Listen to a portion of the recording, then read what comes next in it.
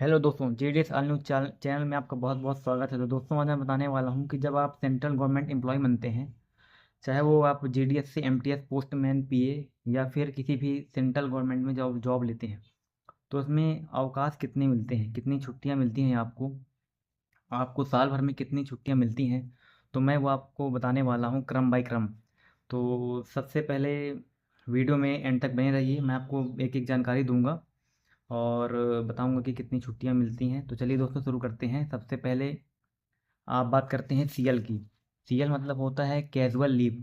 CL आकस्मिक अवकाश होता है और साल में आपको 8 छुट्टियां मिलती हैं सीएल।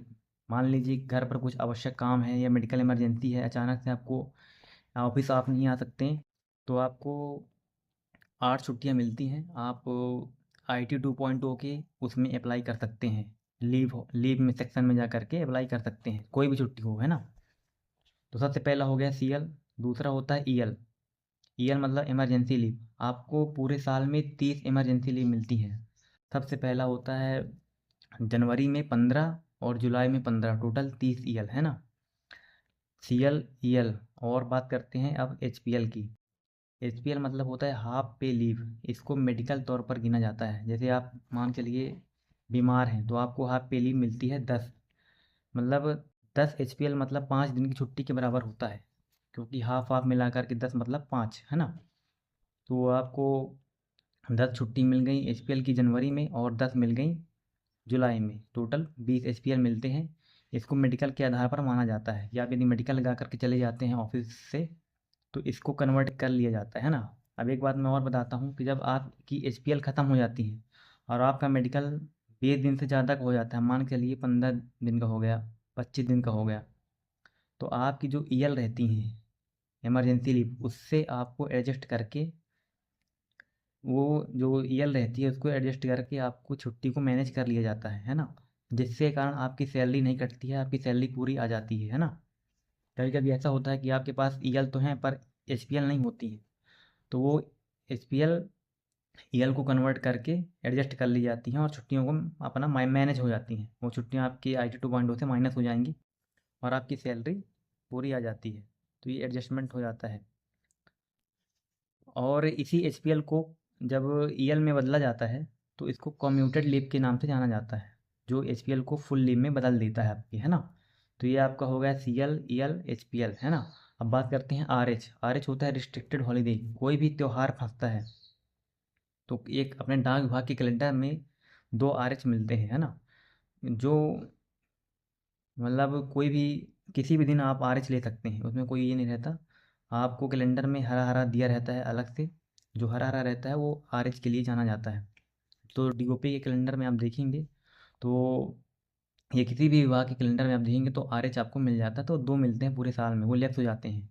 और जो सीएल मैंने बताया, सीएल यदि आप 8 सीएल खर्च नहीं कर पाते हैं तो वो भी लेफ्ट हो जाते हैं। बट ईएल कभी खर्च नहीं होता, वो आपके अकाउंट में जुड़ता रहता है। मैं अभी बाद में बता दूंगा कि ईएल का भी आगे क्या होता है। अब बात करते हैं कि एक छुट्टी आती है मैटरनिटी लीव। मैटरनिटी लीव विशेषतः महिलाओं के लिए होती है, क्योंकि जब महिलाएं, मान के लिए कोई लेडीज़ है, वो शादीशुदा है और गर्भवती है, तो उसको स्पेशल केयर के लिए 180 डेज की छुट्टी मिलती है। वो पहले से उसको सूचना देनी पड़ती है लिखित में, तो वो 180 दिन का उसको मिलता है। और पेटर्निटी लीव एक होती है, वो पुरुषों के लिए होती है कि महिलाओं की देखभाल करने के लिए, जब महिलाएं बच्चों को जन्म देती हैं तो उसमें उनको हेल्प करते हैं वो, कि अपने मतलब जो भी दैनिक जीवन में आवश्यकताएं होती हैं उस कारण हिसाब से आपको छुट्टी मिलती है 15 दिन की, है ना। इसी को सीसीएल के नाम से भी जाना जाता है। सीसीएल चाइल्ड केयर लीव, है ना, विशेषतः महिलाओं के लिए और कुछ मामलों में पुरुषों के लिए, है ना। ये हो गया सीसीएल। अब बात करते हैं कि जो आपकी ईएल होती है। ईएल जब आपकी ड्यूटी के दौरान आप पूरी ड्यूटी कर लेंगे, 30 साल, 25 साल, 35 साल, तो आपकी 300 ईएल यदि जुड़ी हुई हैं तो उसका इनकैशमेंट होता है रिटायर के समय। रिटायर के समय इनकैशमेंट का मतलब होता है उसको आपका पैसा मिलता है। 300 दिन मतलब लगभग 10 महीने की सैलरी। वर्तमान में आपकी उस टाइम पे जब भी आप रिटायरमेंट होंगे तो आपकी जो सैलरी होगी, 1 लाख, 2 लाख, 1.5 लाख, 70,000, 80,000, जो भी, वो सैलरी आपको सीधा 300 होने पे मिल जाती है ना। तो आप ईएल जब भी लें जब आपको आवश्यकता पड़े, और उसको बचा कर के रखिए। यदि आप 300 करते हैं तो आपको 10 महीने की सैलरी मिल जाएगी, है ना। यदि आप किसी कारणवश कम भी लेते हैं तो उसमें कोई दिक्कत नहीं है। यदि वो ज़्यादा होती है 300 से ज़्यादा, तो आपको ज़्यादा वाली से कोई मतलब नहीं होता, केवल 300 होनी चाहिए। 300 से कम होगी तो उसका हिसाब से मिल जाएगा, और 300 से ज़्यादा है तो उसका कोई वैल्यू नहीं है। आप उसको खर्च कर लीजिए, किसी यूज में कर लीजिए, कहीं छुट्टी ले लीजिए। तो 300 होना ज़रूरी है, आपको रिटायरमेंट के टाइम पे आपको मिलेगा, है ना। तो ये सब छुट्टियाँ होती हैं सेंट्रल गवर्नमेंट की। और इसके अलावा जो वीकली छुट्टी होती है संडे की, या गेस्टेड छुट्टियाँ होती हैं, जैसे साल में 17 छुट्टी मिलती हैं किसी त्योहार की, विशेष पर्व की, है ना। वो छुट्टी तो रहती हैं। तो ये छुट्टी मिला करके, सब कुछ मिला के इतनी टोटल छुट्टियाँ होती हैं डिपार्टमेंट में अपने, चाहे वो पोस्ट ऑफिस में हो चाहे किसी भी डिपार्टमेंट हो सेंट्रल की, है ना। तो ये सब जानकारी है। तो दोस्तों ये सब सेंट्रल गवर्नमेंट में जो मिलने वाली छुट्टियाँ हैं। तो आई होप आपको समझ में आ गया होगा जो मैंने बताया है। यदि फिर भी कोई दिक्कत हो किसी भी चीज़ के बारे में कि छुट्टी में इसमें क्या कर सकते हैं, क्या ले सकते हैं, तो आप मेरे को बता दीजिएगा।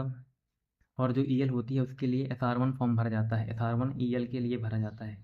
जो रूल 1972 का एक मेमोरेंडम आया था जिसमें वो ईएल के बारे में बताया गया है।